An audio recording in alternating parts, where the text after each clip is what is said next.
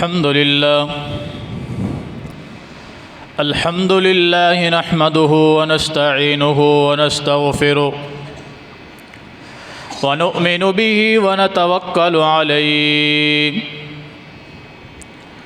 ونعوذ بالله من شرور أنفسنا ومن سيئات أعمالنا من يهده الله فلا مضل له ومن يضلله فلا هادي له ونشهد أن لا إله إلا الله وحده لا شريك له ونشهد أن محمدًا عبده ورسوله يا أيها الذين آمنوا اتقوا الله حق تقاته ولا تموتن إلا وأنتم مسلمون يا أيها الناس اتقوا ربكم الذي خلقكم من نفس واحدة وخلق منها زوجها وبث منهما رجالا كثيرا ونساء واتقوا الله الذي تساءلون به والأرحام إن الله كان عليكم رقيبا يا أيها الذين آمنوا اتقوا الله وقولوا قولا سديدا يصلح لكم أعمالكم ويغفر لكم ذنوبكم ومن يطع الله ورسوله فقد فاز فوزا عظيما أما بعد فإن خير الحديث كتاب الله وخير الهدي هدي محمد صلى الله عليه وسلم وشر الأمور محدثاتها وكل محدثة بدعة وكل بدعة ضلالة وكل ضلالة في النار أعوذ بالله السميع العليم من الشيطان الرجيم بسم الله الرحمن الرحيم ومن أضل ممن يدعو من دون الله من لا يستجيب له إلى يوم القيامة وهم عن دعائهم غافلون وإذا حشر الناس كانوا لهم أعداء وكانوا بعبادتهم كافرين وقال النبي صلى الله عليه وسلم لعن الله اليهود والنصارى اتخذوا قبور أنبيائهم مساجدا اللهم صل على محمد وعلى آل محمد كما صليت على إبراهيم وعلى آل إبراهيم إنك حميد مجيد اللهم بارك على محمد وعلى آل محمد كما باركت على إبراهيم وعلى آل إبراهيم إنك حميد مجيد رب اشرح لي صدري ويسر لي أمري واحلل عقدة من لساني يفقه قولي رب زدني علما اللهم انفعنا بما علمتنا وعلمنا ما ينفعنا وزدنا علما سبحانك لا علم لنا إلا ما علمتنا إنك أنت العليم الحكيم ہر قسم کی حمد و ثنا اللہ جل جلالہ کے لیے، بے شمار بے حد و حساب درود و سلام ہوں امام الانبیاء سید الانبیاء جناب محمد الرسول اللہ صلی اللہ علیہ وآلہ وصحبہ وسلم کی ذات گرامی پر۔ گزشتہ جمعہ میں طاغوت کی عبادت اللہ کے ساتھ بغاوت ہے، اس پر ہماری کچھ باتیں ہم نے سنائیں کہ جس میں یہ بات تھی کہ انسان جب تک دنیا میں زندہ ہوتا ہے یہ تب بھی کسی نہ کسی مرحلے میں کسی کا محتاج ہوتا ہے، جب مر جاتا ہے تب تو یہ مکمل طور پر محتاج ہو جاتا ہے ہر قسم کے معاملے کا۔ زندہ لوگ اس کے تمام معاملات کو پورا کر کے اس کو سپرد خاک کرتے ہیں۔ پھر ایسا کیا ہوتا ہے کہ مرنے والا قبر میں جانے کے بعد وہ تو با اختیار ہو جاتا ہے، اور جو زندہ لوگ تھے یہ بے اختیار ہو جاتے ہیں۔ اور جو لوگ اس طرح کا نظریہ یا عقیدہ رکھتے ہیں، در حقیقت وہ قرآن و سنت سے دور ہیں، اس کی تعلیمات سے دور ہیں۔ نبی علیہ الصلاۃ والسلام نے قوم نوح کا تذکرہ فرمایا کہ آدم علیہ الصلاۃ والسلام کی اولاد میں 5 بڑے متقی اور پرہیزگار لوگ گزرے ہیں، جن کا نام قرآن کریم نے خود ذکر کیا ہے سورہ نوح میں: ود، سوا، یغوث، یعوق اور نصر۔ یہ 5 نام قوم نوح علیہ الصلاۃ والسلام کے بڑے بڑے 5 معبودوں کے نام ہیں، جو در حقیقت آدم علیہ الصلاۃ والسلام کی اولاد میں نیک اور متقی لوگ تھے۔ جب یہ لوگ فوت ہو گئے، یک کے بعد دیگرے، ہر انسان کو موت آنی ہے، جب یہ لوگ چلے گئے، چونکہ یہ متقی پرہیزگار لوگ تھے، لوگ ان کے پاس آ کر دین سیکھتے، مجلس لگاتے، ان سے اللہ کی باتیں سنتے، ذکر کرتے۔ جب یہ لوگ فوت ہو گئے تو شیطان انسانی شکل میں ان کے اولادوں کے پاس آیا کہ تمہیں پتہ نہیں وہ جو فلاں آدمی تھا وہ فوت ہو گیا، تمہارے باپ دادا ان کے پاس جاتے تھے، ان کے پاس مجلس لگاتے تھے، ان کے پاس جو ہے وہ ذکر و اذکار ہوتا تھا، تم لوگ بھول گئے ہو۔ تو وہ لوگ اس جگہ پر جانا شروع ہو جاتے جس جگہ پر ان کی مجلس لگا کرتی تھی۔ ایک دور اس طرح گزر گیا، جب یہ نسل فوت ہو گئی، اگلی نسل کے پاس شیطان پھر آیا اور کہا کہ تمہیں پتہ نہیں وہ جو فلاں فلاں لوگ تھے وہ جب فوت ہو گئے تو تمہارے باپ دادا جہاں وہ لوگ بیٹھتے تھے اس جگہ پر جا کر مجلسیں لگاتے، ان کی اچھائیوں کو یاد کرتے، ان کی خدمات کو یاد کرتے، اور تم ان کو بھول گئے ہو۔ تو وہ لوگ اس جگہ کو مزید پکا کرنے کے لیے کچھ نہ کچھ چبوترا ٹیپ کچھ نہ کچھ بنا دیتے، پکا تھڑا، کوئی اس طرح کی چیز جس پر باقاعدہ مجلس شروع ہو جاتی۔ پھر اگلی نسل کے پاس شیطان آیا تو ان کو آ کر کہا کہ وہ جو متقی نیک لوگ تھے، ود، سوا، یغوث، یعوق، نصر، جب یہ لوگ چلے گئے تو اتنے متقی لوگ تھے کہ لوگ ان کو ان کو کثرت سے یاد کرتے تھے، حتیٰ کہ ان کے لیے کچھ تحفے تحائف بھیجا کرتے تھے۔ تو تم لوگ بھول گئے ہو۔ تو ان لوگوں نے پہلوں سے بڑھ کر قدم اٹھایا کہ ان جگہوں کو بطور یادگار بنا دیا۔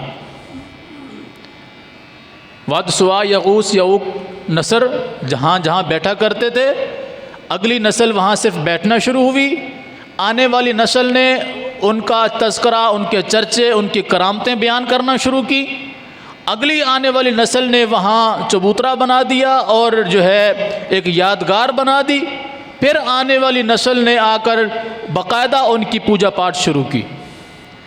تو شرک بیک وقت کسی قوم میں داخل نہیں ہوا، سٹیپ بائی سٹیپ آگے بڑھا اور امت کے اندر داخل ہوا، حتیٰ کہ جب یہ بات عروج پکڑ گئی، نوح علیہ الصلاۃ والسلام کا زمانہ تھا، نوح علیہ الصلاۃ والسلام نے ان کو اللہ کی دعوت دی، جس طرح میں نے گزشتہ جمعے گزارش کی تھی کہ اللہ نے جتنے انبیاء علیہم السلام دنیا میں مبعوث فرمائے، سب کی ایک ہی دعوت تھی کہ ان اعبدوا اللہ، اکیلے اللہ کی عبادت کرو، واجتنبوا الطاغوت، اور طاغوت کی عبادت سے بچ جاؤ، سرکشی سے بچ جاؤ، اللہ کے ساتھ بغاوت کرنے سے بچ جاؤ، اللہ کے ساتھ دشمنی کرنے سے بچ جاؤ۔ نوح علیہ السلام نے بڑا سمجھایا، اور یہ واحد پیغمبر ہیں جن کو بہت زیادہ زندگی ملی، حتیٰ کہ 950 سال تو صرف ان کی دعوت کی زندگی ہے، 950 سال صرف ان کی دعوت کی زندگی ہے۔ اس قدر انہوں نے اللہ کی توحید کی دعوت دی۔ تو وہ جو ان 5 نیک لوگ جو گزرے تھے، ان کے جو آگے چلتے دربار بنے، مزارات بنے، ان کی نشانیاں بنی، ان کی عبادت گاہیں بنی، ان کے جو مجاور تھے، انہوں نے قوم کے لوگوں سے کہا کہ تم کہاں جا رہے ہو؟ یہ صدیاں گزر گئی ہیں، ان نیک لوگوں کے وسیلے سے اللہ ہمیں دے رہا ہے، نیک لوگوں کے توسط سے اللہ ہمیں دے رہا ہے، یہ ہو رہا ہے، وہ ہو رہا ہے۔ یہ نوح آج کا بچہ تمہاری قوم میں پیدا ہوا اور آج آ کر تمہیں کہتا ہے کہ یہ سب غلط ہے، اکیلے اللہ کی عبادت کرو۔ تم پاگل ہو گئے ہو، تم نوح کی بات کو مانتے ہو؟ نوح کی بات پر توجہ نہ کرنا، نوح کی بات پر توجہ نہ کرنا، بلکہ اپنے معبودوں کی عبادت پر قائم و دائم رہنا۔ وَقَالُوا لَا تَذَرُنَّ آلِهَتَكُمْ، اپنے معبودوں کو نہ چھوڑنا۔ اور ویسے تو سارے معبود ہی ہمارے بہترین ہیں، کوئی نہ کوئی کسی نہ کسی کام میں آتا رہتا ہے، لیکن ان میں 5 بہت ہی متقی، پرہیزگار اور پہنچی ہوئی سرکاریں ہیں، ود، سوا، یغوث، یعوق، نصر، ان کو تو بالکل نہیں چھوڑنا۔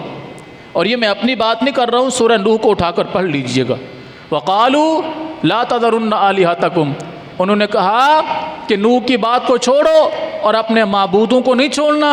وَلَا تَذَرُنَّ وَدًّا وَلَا سُوَاعًا وَلَا يَغُوثَ وَيَعُوقَ وَنَسْرًا، سارے معبودوں کے علاوہ جو 5 خاص طور پہ ہیں، آج کی زبان میں آپ کہیں تو 5 تن پاک، جو 5 بہترین لوگ ہیں، ان کو تو بالکل بھی نہیں چھوڑنا۔ اللہ اکبر کبیرہ۔ وَقَدْ أَضَلُّوا كَثِيرًا، ان راہبوں نے، ان مجاوروں نے، ان علماء نے جو وہاں کے کرتا دھرتا تھے، انہوں نے اکثریت کو گمراہ کر دیا نوح کے مقابلے میں۔ اللہ اکبر کبیر۔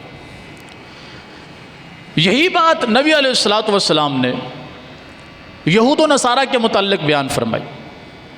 فرمایا کہ اذا مات منہم الرجل الصالح، یہودیوں میں یا عیسائیوں میں جب کبھی کوئی نیک آدمی فوت ہو جاتا، متقی پرہیزگار بندہ فوت ہو جاتا، یہودیوں میں سے ہوتا یا وہ عیسائیوں میں سے ہوتا، جب وہ کوئی نیک آدمی، متقی آدمی، پرہیزگار آدمی فوت ہو جاتا تو یہ لوگ اس نیک آدمی کی جہاں مجلس لگا کرتی تھی، جہاں وہ بیٹھا کرتا تھا، اس جگہ پر یہ بیٹھنا شروع ہو جاتے، اور پھر یہاں تک کہ اس جگہ پر ایک عمارت بنا دیتے تاکہ وہاں بیٹھنا اور پکا ہو جائے، لوگوں کو پتہ ہو کہ اس جگہ پر مجلس لگنی ہے، محفل لگنی ہے۔ اور فرمایا کہ پھر وہ بیٹھنے کی جگہ چلتے چلتے عبادت گاہ بن جاتی، سجدہ گاہ بن جاتی۔ اور فرمایا کہ اللہ کی لعنت ہو، اللہ کی لعنت ہو یہودیوں پر اور عیسائیوں پر کہ اتخذوا قبور انبیائہم مساجدا، انہوں نے اپنے انبیاء کی قبروں کو سجدہ گاہ بنا لیا، عبادت گاہ بنا لیا، اللہ کی ان پر لعنت ہو۔ اور یہ کئی مرتبہ حضور نے فرمایا، لیکن خاص طور پہ نبی علیہ الصلوۃ والسلام کے جب آخری ایام تھے، آپ اس دنیا سے رخصت فرما رہے تھے، اس سے کچھ دن پہلے نبی علیہ الصلوۃ والسلام نے اس پر بڑا زور دیا، اور آپ مسلسل یہ دعا فرما رہے تھے۔ آپ ساتھ میں یہ کہہ رہے تھے اللہ کی یہود و نصارہ پر لعنت ہو کہ انہوں نے انبیاء کی قبروں کو سجدہ گاہ بنا لیا، اور ساتھ میں آپ فرما رہے تھے اللہم لا تجعل قبری وثنا یعبد، اے اللہ میری قبر کو عبادت خانہ نہ بننے دینا، اے اللہ میری قبر کو بت خانہ نہ بننے دینا کہ یعبد، لوگ اس کی عبادت کرنے لگیں، اے اللہ میں تجھ سے پناہ مانگتا ہوں کہ میری قبر کے ساتھ ایسا معاملہ نہ ہو۔ یہ آپ کی زندگی کے آخری ایام میں آخری الفاظ ہیں۔ اللہ اکبر کبیرہ۔ اور پھر صحیح مسلم میں ایک حدیث آتی ہے، نبی علیہ الصلوۃ والسلام نے فرمایا لوگوں، قیامت اس وقت تک قائم نہیں ہوگی جب تک میری امت کے کچھ لوگ یہود و نصارہ کے نقش قدم پر نہ چلنا شروع ہو جائیں، یہود و نصارہ کے نقش قدم پر نہ چلنا شروع ہو جائیں۔ ذرا بذرا بلشت بل بلشت، فرمایا ایک بلشت اگر یہودی نصارہ وہ آگے بڑھیں گے تو یہ بھی اتنا بڑھیں گے، وہ ایک ذرا آگے بڑھیں گے تو یہ بھی آگے بڑھیں گے، وہ ایک قدم آگے بڑھیں گے تو یہ بھی آگے بڑھیں گے، حتیٰ کہ اگر وہ بھاگ کر کسی گوہ کی بل میں داخل ہو جائیں گے تو یہ بھی داخل ہو جائیں گے۔ یعنی ہر معاملے پر ان کی نقل اتاری جائے گی، ان کے نقش قدم پر چلا جائے گا۔ اور فرمایا کہ اس وقت تک قیامت قائم نہیں ہوگی جب تک بنی خصلہ کے بت کی، بنی دوس کی عورتیں طواف کرتے ہوئے ان کے چوتڑ نہیں ہلیں گے۔ فرمایا اس وقت تک قیامت قائم نہیں ہوگی کہ وہ کمر مٹکا مٹکا کے ٹھمک ٹھمک کر بت کی طواف، بت کا طواف کریں گے، اس کی عبادت کریں گے، اس وقت تک قیامت قائم نہیں ہوگی۔ اما عائشہ رضی اللہ تعالیٰ عنہ نے جب یہ حدیث سنی، کہنے لگی اللہ کے رسول صلی اللہ علیہ وسلم، کیا آپ کے بعد پھر ایسا زمانہ آئے گا کہ لوگ بتوں کی پوجا کرنے لگیں گے؟ فرمایا ہاں عائشہ، ایسا زمانہ آئے گا، لوگ بتوں کی پوجا کرنے لگیں گے، غیر اللہ کی پوجا کرنے لگیں گے، اور یہ بدترین لوگ ہوں گے، قیامت انہی لوگوں پر قائم ہوگی۔ اللہ اکبر کبیرہ۔ تو آج کی نشست میں 3 باتیں ہمیں سمجھ میں آئیں کہ شرک امت کے اندر داخل کیسے ہوا، کہ جب کوئی نیک آدمی فوت ہو جاتا، پہلی نسل ان کی اس مجلس کی جگہ کو مجلس کی جگہ بناتی، وہاں بیٹھتے، ان کا ذکر و اذکار کرتے، ان کو یاد کرتے، ان کی اچھائیاں بیان کرتے۔ اگلی نسل اس سے بڑھ کر قدم اٹھاتی، اگلی نسل اس سے بڑھ کر قدم اٹھاتی، یہاں تک کہ پوجا پاٹ شروع ہو جاتی۔ ایک بات۔ دوسری بات یہ سمجھ میں آئی کہ جب کوئی نیک آدمی فوت ہو جاتا تو اس کی جگہ کو عبادت گاہ بنا لیا جاتا، جیسا کہ یہود و نصارہ نے بنایا۔ یہاں تک یہ بات سمجھ میں آ گئی آپ لوگوں کو کہ بیک وقت شرک کسی قوم میں داخل نہیں ہوا، یہ بات ذہن میں رکھیے گا۔ صحیح بخاری میں ایک حدیث ہے جس سے لوگوں کو دھوکہ دیتے ہیں۔ نبی علیہ الصلوۃ والسلام نے فرمایا، لوگوں میں اپنے بعد تمہیں اس بات کا خوف محسوس نہیں کر رہا ہوں کہ تم میرے بعد شرک میں مبتلا ہو جاؤ گے، البتہ مجھے اس بات کا بڑا خوف ہے کہ تمہارے اندر مال کی محبت کثرت سے آ جائے گی۔ یہ صحیح بخاری میں حدیث ہے، صحیح سند کے ساتھ۔ لوگ بیان کرتے ہیں دیکھو حضور فرما رہے ہیں کہ میرے بعد مجھے تم پر شرک کا خطرہ نہیں ہے، حالانکہ تمام محدثین و مفکرین ائمہ فقہاء اس بات پر متفق ہیں کہ یہ دور صحابہ کا دور ہے، تابعین کا، تبع تابعین کا دور ہے، اس لیے کہ صحابہ کی تربیت براہ راست کس نے کی؟ محمد عربی صلی اللہ علیہ وسلم نے۔ تابعین کی براہ راست تربیت کس نے کی؟ محدثین نے، صحابہ کرام نے۔ تبع تابعین کی تربیت تابعین نے کی۔ اور اس زمانے کو نبی علیہ الصلوۃ والسلام نے بہترین زمانہ قرار دیا، فرمایا سب سے بہترین زمانہ میرا زمانہ، پھر میرے صحابہ کا زمانہ، پھر جو ان کے بعد ملیں گے یعنی تابعین کا زمانہ، پھر جو ان کے بعد ملیں گے یعنی تبع تابعین کا زمانہ۔ 4 زمانوں کو نبی علیہ الصلوۃ والسلام نے بہترین زمانہ قرار دیا۔ پھر فرمایا کہ فتنہ فساد شروع ہو جائیں گے، جنگ و جدل شروع ہو جائے گا اور قیامت قائم ہو جائے گی۔ تو یہ 4 زمانے بہترین زمانے ہیں۔ ان 4 زمانوں میں یعنی نبی علیہ الصلوۃ والسلام کا زمانہ، صحابہ کرام رضوان اللہ علیہ مجمعین کا زمانہ، تابعین، تبع تابعین رحمہم اللہ کا زمانہ، ان زمانوں میں ہمیں کہیں پر بھی شرک، بدعت یا خرافات یا کوئی دربار، کوئی قبر، کوئی مزار، کچھ بھی نہیں ملتا۔ یہ پاک باز زمانہ رہا۔ اور پھر اگلی احادیث کو سنیے جو میں نے ابھی صحیح مسلم کی حدیث سنائی کہ آپ نے فرمایا اس وقت تک قیامت قائم نہیں ہوگی جب تک لوگ یہود و نصارہ کے نقش قدم پر چلنا شروع نہ ہو جائیں گے۔ تو بتاؤ یہ حدیث پھر کس دور کے لیے ہے؟ آج آپ دیکھیے پاکستان میں، بنگلہ دیش میں، انڈیا میں یا اس طرح کے باقی ممالک میں، ترکی ہو گیا، ایران ہو گیا، اسی طرح افغانستان ہو گیا، دیگر کچھ ممالک، انڈونیشیا، ملیشیا، ان ممالک کے اندر آپ کو بڑی بڑی اونچی اونچی درگاہیں نظر آئیں گی۔ کیا یہ بیک وقت بنی تھی؟ بیک وقت بنی؟ نہیں، سیم وہی طریقہ اختیار کیا گیا جو نوح علیہ السلام کی قوم نے اختیار کیا تھا۔ کیا اختیار کیا تھا زمانہ؟ پہلے نیک لوگوں کی جگہ پر مجلس، پھر مجلس سے آگے بڑھ کر اس جگہ کو مزید مضبوط کیا گیا، پھر اگلی نسل عروج پکڑ گئی اور پھر یہاں تک کہ وہ جگہ عبادت گاہ بن گئی۔ یہی طریقہ یہود و نصارہ نے اختیار کیا، یہی طریقہ مسلمانوں نے اختیار کیا۔ اللہ کی قسم، اگر میری زبان سے کوئی غلط بات نکلے، آپ کو حق حاصل ہے میری زبان کھینچ لیں میری گدی سے۔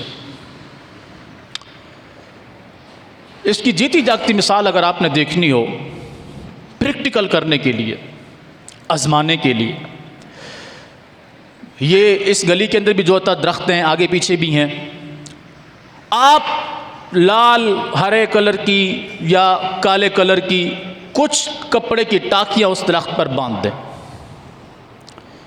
اس درخت پر باندھ دیں، اس درخت کے نیچے دیا جلانا شروع کر دیں۔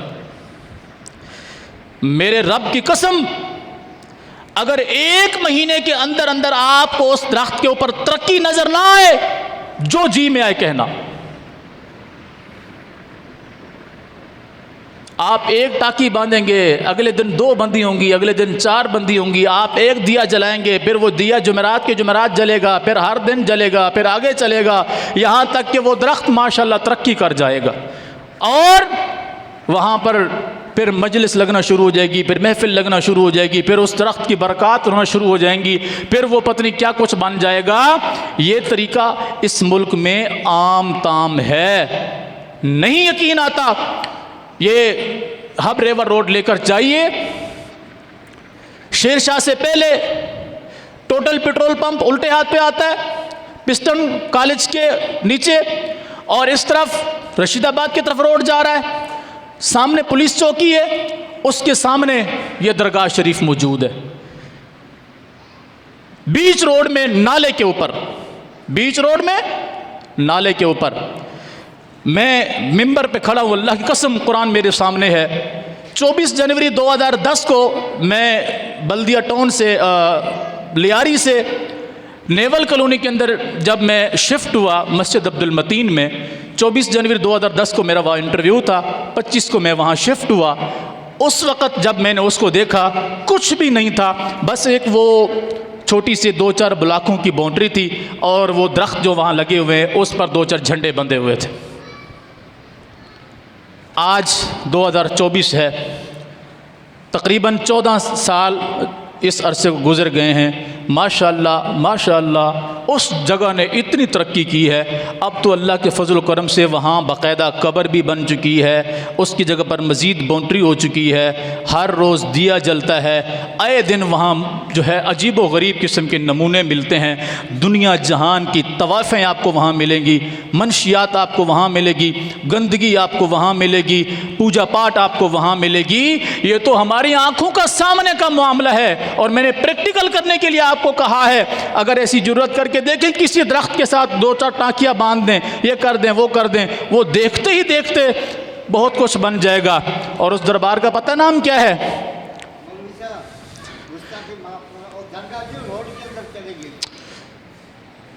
اس کا نام کیا ہے؟ بی بی؟ وہ کون تھی؟ تو یہی بیماری تو میں بیان کر رہا ہوں، یہی بیماری میں بیان کر رہا ہوں، سن لیں۔ بچہ کھڑے ہو جاؤ، حبیب الرحمان۔ اتنی سی بچی تھی، اتنی سی بچی تھی، اس کے کانوں میں سونے کی بالیاں تھیں، اور یہ ان لوگوں نے کہانی سنائی ہے جو وہاں کے کرتا درتا اور مزید پکے مجاور ہے۔ کانوں میں سونے کی بالیاں تھیں، اس کا ماموں اس کو سائیکل پہ بٹھا کے جنگل کی طرف لے گیا جہاں اس وقت ایئر فورس کا وہاں بڑا ہیڈ کوارٹر ہے، اندر جوید بحریہ کے پیچھے جنگل تھا، اس وقت جھاڑیاں تھیں، ابھی بھی جنگل ہے۔ وہاں جا کر اس کی بالیاں سونے کی نوچیں اور اس کو وہاں درخت کے ساتھ باندھ دیا، بیٹھ جاؤ۔ بچی اکیلی تھی، اب ماموں کے ساتھ جا رہی تو کسی کو کیا پتہ کون جا رہا ہے، لیکن جنگل تھا، درندوں نے چیر پھاڑ کے بچی کو کھا لیا۔ پتہ چلا بچی نہیں ہے تو کسی نے کہا وہ تو ماموں کے ساتھ جا رہی تھی۔ ماموں کو پکڑا تو پتہ چلا جی ماموں نے وہ سونے کی بالیوں کے لالچ میں بچی کو فلاں جگہ پر باندھا ہے۔ وہاں گیا تو بچی کی ہڈیاں ملی، اور وہاں سے وہ ٹرانسفر ہوتے آپ کے روڈ کے بیچ آ گئی۔ مئی نیانی اس کا نام ہے، بی بی شیخانی نہیں، ٹھیک ہے، یہ نام ہے۔ اس طرح وہ عروج پکڑا کہ 14 سال میں وہ دربار بن گیا۔ اچھا، اگر وہ روڈ کے بیچ میں بھی دربار آ رہا تھا تو روڈ پر دربار کس نے بنایا تھا؟ لوگوں نے بنایا کس نے تھا؟ ایسا مقصد بات کرنے کا یہ ہے کہ جب بھی کسی امت میں جب بھی کسی قوم میں شرک کی بیماری داخل ہوتی ہے، اس طرح عروج پکڑتی ہے۔ اور میں نے اس کی مثال دی ہے، آپ اندرون سندھ چلے جائیں، پنجاب کے علاقوں میں چلے جائیں، بلوچستان کے علاقوں میں چلے جائیں، جہاں بھی چلے جائیں، عجیب و غریب قسم کے نمونے، عجیب و غریب قسم کے نام، عجیب و غریب قسم کی حرکتیں۔ سندھ میں تو ایک باقاعدہ درخت ہے جس کے اوپر شلواریں ٹنگی ہوئی ملتی ہیں، کیا شلواریں ٹنگی ہوئی ملتی ہیں، اور اس دربار کا نام ہے شلواروں والی سرکار، کہ جس کی کوئی حاجت پوری نہیں ہوتی وہ کپڑوں میں جائے لیکن اپنی شلوار اتار کے وہاں ٹانگ دے، واپس ننگا ہو کر آئے۔ شلوار پہننے کی اجازت نہیں ہے جب تک وہ اس درخت سے دور نہ چلا جائے۔ یہ تو ابھی آپ کے سامنے کا معاملہ ہے، کوئی دور بھی نہیں ہے، یہ پچھلے پرلے 2 مہینوں سے اس کی ویڈیو بھی نیٹ پر بہت وائرل ہے۔ وہ 2-4 شلواریں تھیں، اب تو وہ درخت کپڑے کے علاوہ نظر بھی نہیں آتا۔ میں نے کیا بتایا کہ جب کسی قوم میں شرک داخل ہوتا ہے اس طرح داخل ہوتا ہے، یکدم کوئی چیز مشہور نہیں ہوتی، ایسا ایسا مشہور ہوتی ہے۔ کسی درخت کو آپ دیکھیں گے، اس کے اوپر درخت کے اوپر چابیاں ٹھوکی ہوئی ہیں، کیا چابیاں، پورے درخت پہ پتہ نظر نہیں آتا، ساری چابیاں ہی چابیاں ہیں، وہ چابیوں والی سرکار بن گیا۔ کسی جگہ پر دیکھیں کوے بیٹھنا شروع ہو جاتے ہیں، کوے والی سرکار بن گیا۔ کہیں کچھ، یہ کیا بیماریاں ہیں؟ یہ وہ بیماریاں ہیں جو قوم نوح کے اندر تھیں اور یہود و نصارہ کے اندر تھیں۔ آج آپ امت کو قرآن و سنت بیان کریں کہ بھائی یہ کیا کر رہے ہو، آپ کے گلے پکڑ لیتے ہیں۔ آپ کو کس نے کہا؟ بھلا یہ ایسے لوگ تھے؟ نہیں، یہ متقی پرہیزگار لوگ تھے۔ او میرے بھائیو، یہی چیز محمد الرسول اللہ صلی اللہ علیہ وسلم نے بیان فرمایا کہ جب ان میں کوئی نیک آدمی فوت ہو جاتا تو اس کے ساتھ یہ لوگ اس طرح کا رویہ اختیار کرتے، اس طرح کا رویہ اختیار کرتے۔ اور پھر آپ نے اپنی قبر کے متعلق فرمایا، اے اللہ میری قبر کو عبادت گاہ نہ بننے دینا۔ سیدہ عائشہ صدیقہ رضی اللہ تعالی عنہ بیان فرماتی ہیں، اللہ کی قسم اگر ہمیں اس بات کا ڈر نہ ہوتا کہ حضور کی قبر کو عبادت گاہ بنا لیا جائے گا تو ہم رسول اللہ صلی اللہ علیہ وسلم کی قبر مبارک کو کھلے میدان میں بناتے، لیکن ہمیں ڈر تھا، خوف تھا کہ لوگ اس کو عبادت گاہ بنا لیں گے، تو رسول اللہ صلی اللہ علیہ وسلم کی قبر مبارک کو حجرہ عائشہ میں بنایا گیا۔ ایک تو یہ وجہ تھی، دوسری یہ وجہ بھی تھی کہ نبی علیہ الصلوۃ والسلام نے فرمایا تھا جہاں جو پیغمبر فوت ہوتا ہے اسی جگہ پر اس پیغمبر کی قبر بنتی ہے۔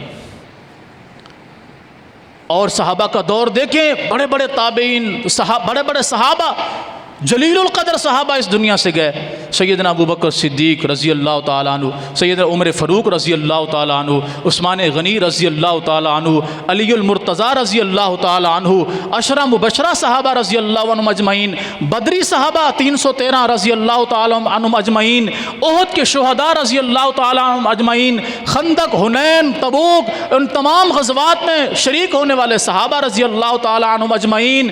نبی علیہ الصلوۃ والسلام کے صحابہ کی تعداد کم و بیش 1.5 لاکھ کے قریب صحابہ کی تعداد ہے رضی اللہ عنہم اجمعین۔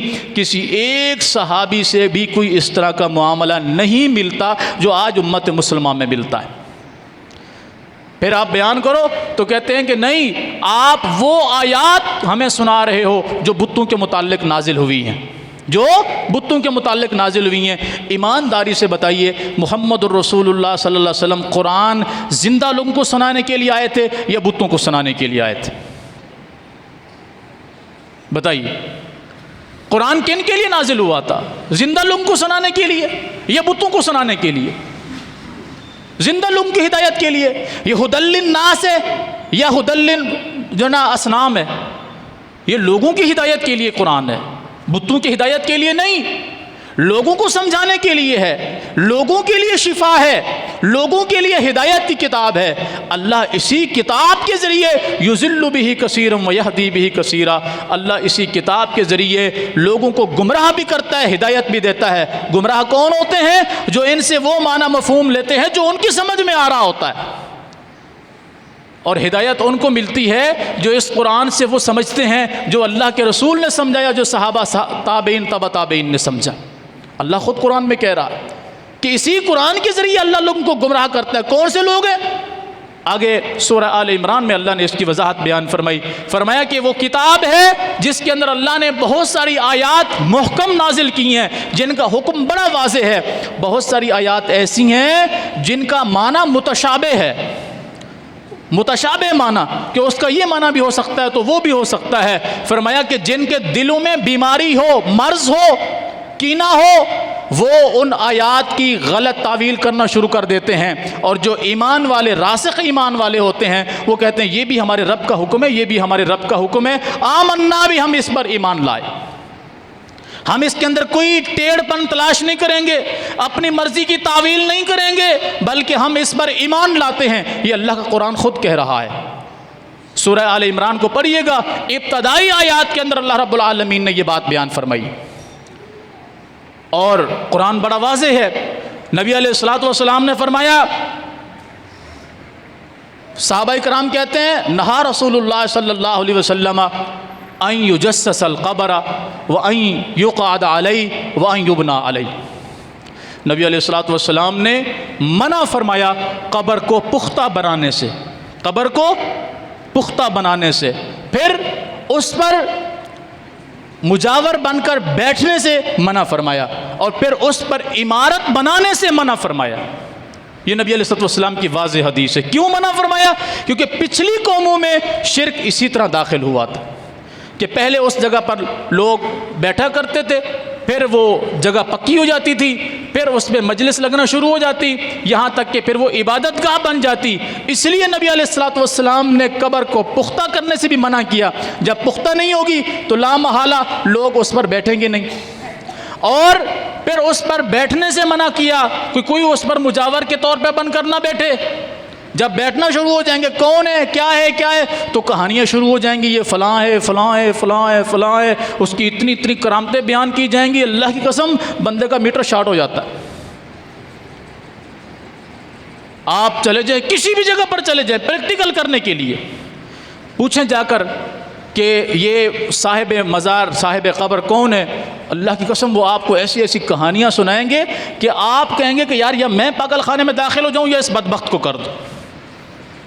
کوئی کہے گا یہاں وہ دفن ہے جو 1 گھنٹے میں 1,00,000 مرتبہ سورہ مزمل پڑھتے تھے روزانہ، 1 گھنٹے میں 1,00,000 مرتبہ سورہ مزمل کی تلاوت کرتے تھے۔ تھوڑا سا دماغ سے سوچئے گا، سورہ مزمل کم از کم 1.5 صفحے کی صورت ہے، سورہ مزمل 1.5 صفحے کی کم از کم صورت ہے، اور اس کو بندہ جتنا مرضی سپیڈ میں پڑھ لے، جتنا مرضی سپیڈ میں، F16 سیارے کی سپیڈ میں بھی پڑھ لیں، 2 منٹ سے پہلے آپ اس کو ختم نہیں کر سکتے، 2 منٹ سے پہلے آپ اس کو ختم نہیں کر سکتے۔ یا جتنا مرضی سپیڈ پڑھ لیں کہ کچھ بھی سمجھنا ہے، یعلمون تعلمون یعلمون تعلمون کے علاوہ کچھ سمجھنا ہے تو کم از کم 1.5 منٹ لگتا ہے ایک مرتبہ سورہ مزمل کو پڑھنے میں۔ کتنا؟ 1.5 منٹ۔ اس سے بھی زیادہ سپیڈ والا ہو تو 1 منٹ میں پڑھ لے گا، تو 1 گھنٹے میں کتنے منٹ ہوتے ہیں؟ 60۔ تو 1 گھنٹے میں 60 مرتبہ پڑھی جائے گی یا 1,00,000 مرتبہ پڑھی جائے گی؟ بندہ کہتا ہے سبحان اللہ، ماشاء اللہ، کیا کرامت ہے، 1 گھنٹے میں 1,00,000 مرتبہ سورہ مزمل کا ورد. کہانی تاکہ لوگوں کا اعتماد پکا ہو جائے. اور یہ بات ایسے نہیں ہے، اللہ کی قسم رسول اللہ صلی اللہ علیہ وسلم نے ہر ایک چیز کو واضح فرما دیا. فرمایا اس طرح یہ لوگ داخل ہوئے. اور آج بھی یہی معاملہ ہے. بالکل ہر وہ کام آپ کو ملے گا جو شریعت کے منافی ہوگا، ہر وہ کام. اور آج جب قرآن و سنت کا رواج شروع ہوا، لوگوں کو شعور آنا شروع ہوا، تو وہ لوگ آج بول رہے ہیں، علماء آج بول رہے ہیں کہ یار یہ کچھ تو ہم نے اجازت نہیں دی تھی جو کچھ آج ہو رہا ہے. آپ سنیے، مختلف علماء کے بیانات موجود ہیں، میں نام نہیں لیتا ہوں، آپ سرچ کریں، ان کے بیانات موجود ہیں کہ بھائی یہ اس مزار پہ نہیں ہونا چاہیے، یہ اس دربار پہ نہیں ہونا چاہیے، یہ کام نہیں ہونا چاہیے، یہ کام نہیں ہونا چاہیے، یہ سارے کام خلاف شرع ہیں. تو بھائی یہ کام کرنے کی اجازت شریعت میں پہلے بھی نہیں تھی، اب بھی نہیں ہے. تو یہ جگہ پر پکا کرنا، اس پہ قبر بنانا، اس پہ مسجد بنانا، اس پہ درگاہ بنانا، اس پہ مزار بنانا شریعت میں کہاں پر تھا؟ شریعت میں تو یہ بھی منع تھا. جب آپ نے ایک حرام کام کیا جو شریعت نے منع کیا تھا تو باقی کام تو آٹومیٹک ہوں گے، کیونکہ انسان کو تو جگہ چاہیے نا. جب جگہ مل گئی تو اس پہ جو مرضی کرنا شروع کر دیجیے. جب وہ جگہ ہی نہیں ہوگی تو وہاں پر اس طرح کی بیماری کا نام و نشان بھی نہیں ہوگا.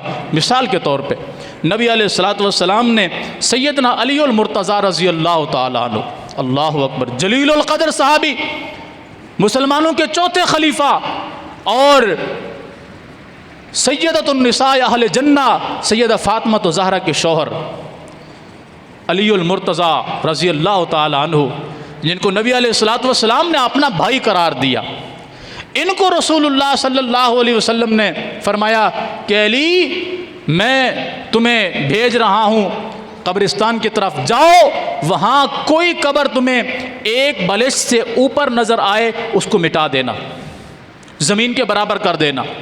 اور اگر کسی قبر کے اوپر تم کوئی کتبہ لکھا ہوا نظر آئے تمہیں، کتبہ کیا ہوتا تھا؟ جو مر جاتا تھا اس کا شجرہ نسب لکھا جاتا تھا، کون تھا، کس کا بیٹا تھا، کس قبیلے سے تھا، کیا کیا اس کی بہادریاں تھیں، کیا کیا اس کے کارنامے تھے، جو اس کا ہوتا تھا وہ پوری ایک تختی بنا کر اس کے اوپر یہ سارا کچھ لکھ کے قبر پہ لگا دیا جاتا تھا. اسے کتبہ کہا جاتا ہے. آج بھی یہ کچھ لکھا ہوا ہوتا ہے. فرمایا تمہیں وہ لگا ہوا نظر آئے اسے مٹا دینا. اور پھر فرمایا علی اگر کوئی تصویر بنی ہوئی نظر آئے اس کو بھی مٹا دینا. اور میرے پاس اس وقت ہے نا جب تک یہ سارے کام ختم کر لو. اللہ اکبر کبیرہ. حضرت علی المرتضیٰ رضی اللہ تعالیٰ عنہ نے کسی قبر کو نہیں چھوڑا. بدقسمتی دیکھیے کہ علی المرتضیٰ رضی اللہ تعالیٰ عنہ کی قبر کو آج عبادت گاہ بنا لیا گیا ہے. آپ چلے جائیے بغداد میں جا کر دیکھیے، سیدنا بلکہ کوفہ میں جامع مسجد کے قریب سیدنا علی المرتضیٰ کی قبر ہے، اور ان کو جا کر دیکھیے وہاں وہ کچھ ہو رہا ہے کہ الامان الحفیظ. اگر آج سیدنا علی المرتضیٰ زندہ ہوتے اللہ کی قسم ان میں سے کسی کی ایک نسل کو بھی نہ چھوڑتے. جس کام پہ حضور نے سیدنا علی المرتضیٰ کو بھیجا، علی قبر کو اونچا نہ دیکھنا، کتبہ نہ چھوڑنا، تصویر نہ چھوڑنا، اس کو برابر کر دینا. پھر علی المرتضیٰ رضی اللہ تعالی عنہ نے اپنے دور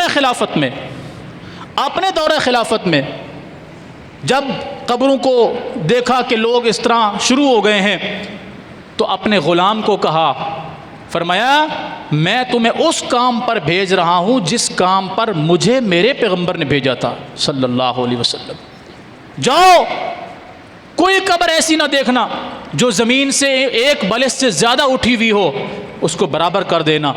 کسی قبر کے اوپر کتبہ دیکھو اسے ختم کر دینا، کسی پر تصویر دیکھو اسے مٹا دینا. اللہ اکبر کبیرہ. اور آج یہ امت مسلمہ ہے، یہ مسلمان ہیں. آپ چلیں یہ قبرستان بھرے پڑے ہیں، ادھر چلے جائیں ادھر چلے جائیں، کہیں پر چلے جائیں، اتنے زیادہ اللہ کی پناہ. پھر لوگ کہتے ہیں نہیں تم وہ آیات بیان کرتے ہو جو بتوں کے متعلق ہو. میرے بھائی تھوڑا سا عقل کو ہاتھ مارو. کوئی دماغ سے بھی بندہ پیدل ہوتا ہے، اتنا تو نہیں ہوتا کہ اس کو قرآن کی بات سمجھ نہ آئے، اس کو حدیث کی بات سمجھ نہ آئے. میں قرآن کی آیت سناتا ہوں، آپ میں سے کوئی بندہ کسی بھی جگہ پر جا کر کسی بھی عالم مولوی سے اس آیت کا معنی پوچھ لینا۔ اللہ تعالیٰ سورہ اعراف میں بیان فرماتا ہے، 9ویں پارے کا سورہ اعراف کا یہ سیکنڈ لاسٹ رکوع ہے۔ سورہ اعراف کا لاسٹ اور سیکنڈ لاسٹ رکوع کے اندر یہ آیات اس کے اندر موجود ہیں، بلکہ آخری رکوع سورہ اعراف کا آخری رکوع پڑھیے۔ اللہ تعالیٰ اس میں فرماتا ہے، ان الذین تدعون من دون اللہ عباد امثالکم، یہ جو تم اللہ کے علاوہ جن کو پکارتے ہو، جن کی تم عبادت کرتے ہو، عباد امثالکم، تمہاری طرح کے بندے ہیں۔ عبد کی جمع عباد ہے، عبد کی جمع عباد ہے۔ عبد کس کو کہتے ہیں؟ غلام کو، بندے کو۔ عبد بت کو نہیں کہتے۔ جائیے دنیا جہان کا کوئی پڑھا لکھا بندہ لائیے جو عبد کا معنی بت کرتا ہو۔ ہم اگر عبد کا معنی بت کرتے تو مجھے بتائیے، ہم جب اشہد اللہ الہ الا اللہ کہتے ہیں، یا ہم جب کلمہ پڑھتے ہیں اشہد اللہ الہ الا اللہ وحدہ لا شریک لہ واشہد ان محمدن، کیا پڑھتے ہیں آگے؟ کیا پڑھتے ہیں؟ عبدو پڑھتے ہیں۔ کبھی اس کلمے کا معنی دیکھا ہے؟ میں گواہی دیتا ہوں بے شک اللہ کے علاوہ کوئی معبود نہیں، اللہ کے علاوہ کوئی معبود نہیں، وہ اکیلا ہے، لا شریک لہ، اس کا کوئی شریک نہیں، واشہد، اور میں گواہی دیتا ہوں، ان محمدن صلی اللہ علیہ وسلم، بے شک محمد الرسول اللہ صلی اللہ علیہ وسلم، عبدہ، کیا معنی کرو گے؟ اللہ کے بوتے ہیں یا اللہ کے بندے ہیں؟ اللہ کے، یہی معنی ہے۔ شیعہ بھی یہی معنی کرتے ہیں، اہل حدیث بھی، دیوبندی بھی، بریلوی بھی، سارے یہی معنی کرتے ہیں، عبدہ، بے شک محمد صلی اللہ علیہ وسلم اس کے بندے، ورسول، اور اس کے رسول ہے۔ عبد کا معنی کیا ہے؟ بندہ۔ اور عبد کا دوسرا معنی کیا ہے؟ غلام۔ اللہ کی جتنی مخلوق ہے سب اللہ کی غلام ہے کہ نہیں؟ بتائیے کون ہے جو اللہ کی غلامی سے باہر ہو؟ کوئی ایسا ہے؟ آدم علیہ السلام سے لے کے آنے والے آخری انسان تک ہر بندہ اللہ کا محتاج ہے کہ نہیں؟ عبد کا معنی کیا ہے؟ غلام۔ عبد کا معنی کیا ہے؟ بندہ۔ عبد جب کسی غلام کے بارے میں آئے گا تو وہاں اس کا معنی غلام کیا جائے گا۔ مثال کے طور پہ جنگوں کے اندر جو لوگ ہاتھ میں آ جاتے تھے کافر لوگ، ان کو غلام بنا لیا جاتا تھا۔ کیا بنا لیا جاتا تھا؟ غلام۔ تو اس غلام کو عبد کہا جاتا تھا، اور جو اگر کوئی عورت ہاتھ میں آتی تو اس کو امتن کہا جاتا تھا۔ امتن، لونڈی، یہ بھی خادمہ ہے، یہ بھی غلام ہے۔ اور جب کسی آزاد کے بارے میں یہ لفظ استعمال ہوگا اس وقت یہ معنی بندے کے معنی میں استعمال ہوگا۔ تو قرآن نے کہا ان الذین تدعون من دون اللہ، اللہ کے علاوہ جس کو بھی تم پکارتے ہو، جس کو بھی، کوئی خاص نہیں کیا فلاں کو، فلاں کو، چھوٹی قبر والے کو، بڑی قبر والے کو، اس کو، اس کو، اس کو، کسی کا ذکر نہیں کیا، فرمایا جس کو بھی۔ قرآن کو پڑھیے گا، اگر یہ معنی غلط ہو رب کعبہ کی قسم ہے مجھے یہاں پر کھڑا نہ ہونے دینا۔ ان الذین تدعون من دون اللہ، اللہ کے علاوہ جس کو بھی تم پکارتے ہو، عباد امثالکم، تمہاری طرح کے بندے ہیں، تمہاری طرح کے بندے ہیں۔ آگے مزے کی بات دیکھیے گا، فدعوہم، ہاں تم باز نہیں آ رہے نا، پکارو، پکارو، فدعوہم، پکارو، فلیستجیبوا لکم، انہیں چاہیے وہ تمہیں جواب بھی دینا۔ تم پکارو، تم باز نہیں آ رہے پکارنے سے تو پکارو، فلیستجیبوا لکم، انہیں چاہیے وہ تمہاری پکار کا جواب دے، ان کنتم صادقین، اگر تم سچے ہو۔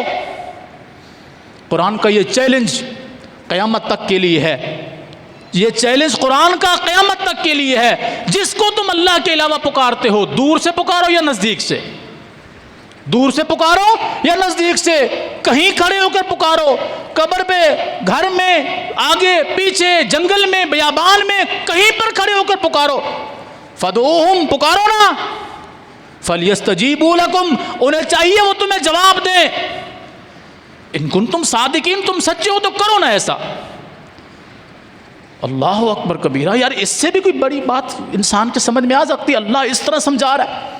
پھر آگے اللہ نے مزید اس بات کو کھولا، الہم ارجل یمشون بہا، یہ جن کو تم پکار رہے ہو کیا ان کے اس وقت پاؤں کام کرتے ہیں کہ یہ جن سے چلنا شروع ہو جائیں گے تمہارے کسی کام کی، تمہاری کسی حاجت کے لیے؟ الہم ارجل یمشون بہا، جن کو تم پکار رہے ہو کیا ان کے اس وقت پاؤں سلامت ہیں، یہ تمہارے لیے چلنا شروع ہو جائیں گے؟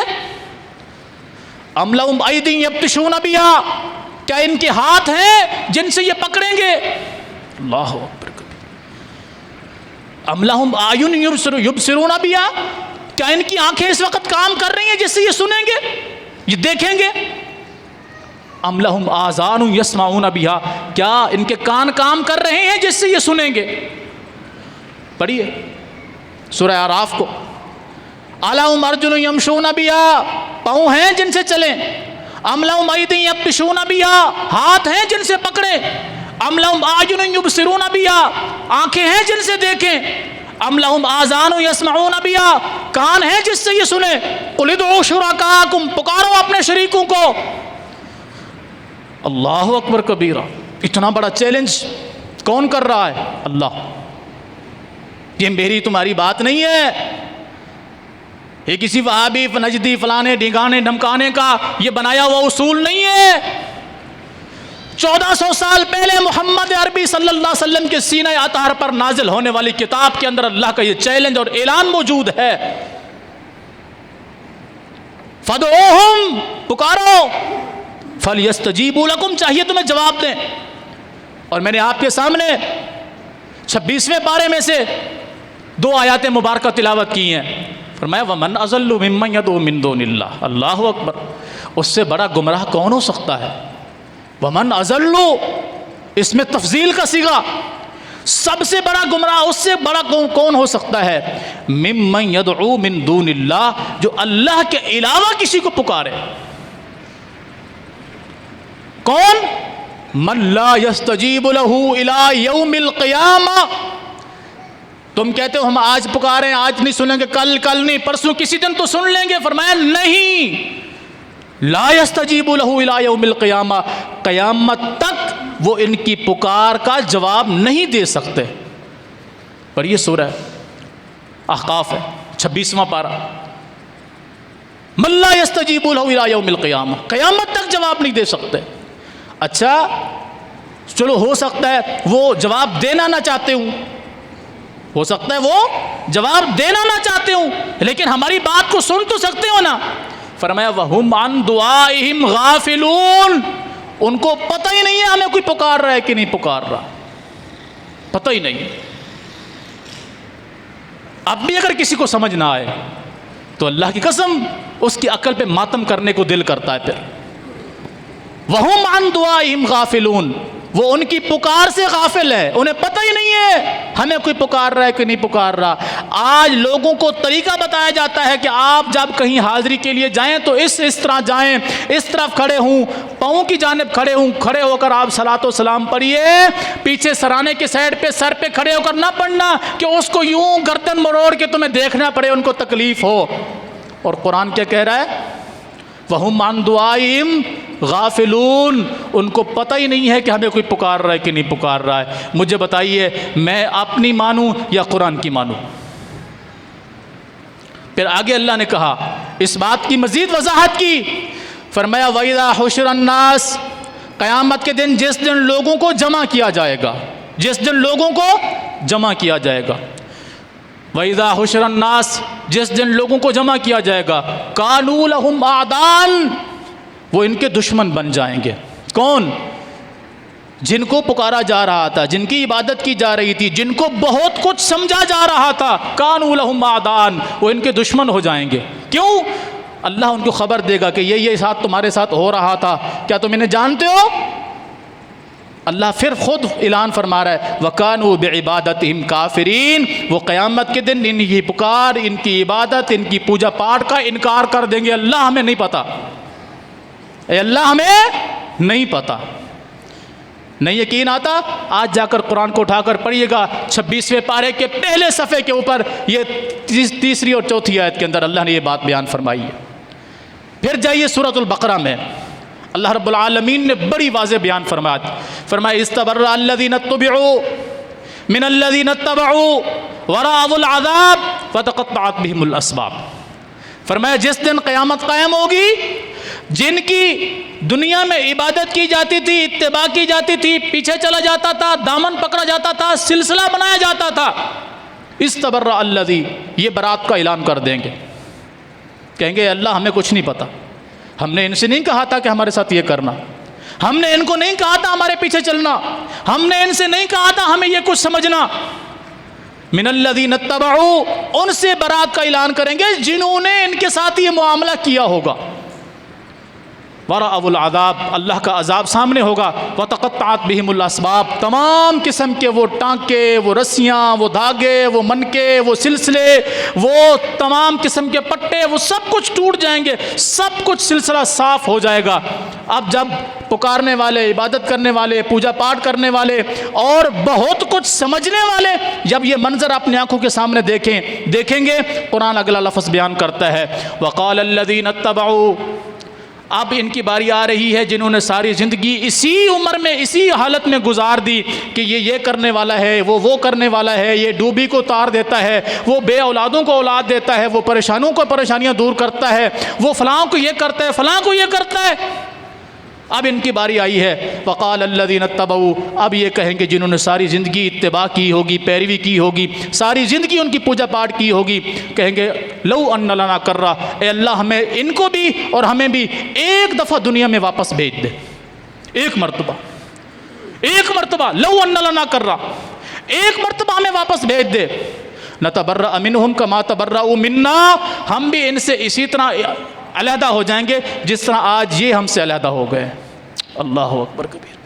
اتنا کچھ سمجھ آنے کے بعد، قرآن میں واضح آ جانے کے بعد پھر بھی اگر انسان کو سمجھ نہ آئے تو اس کی اپنی مرضی ہے۔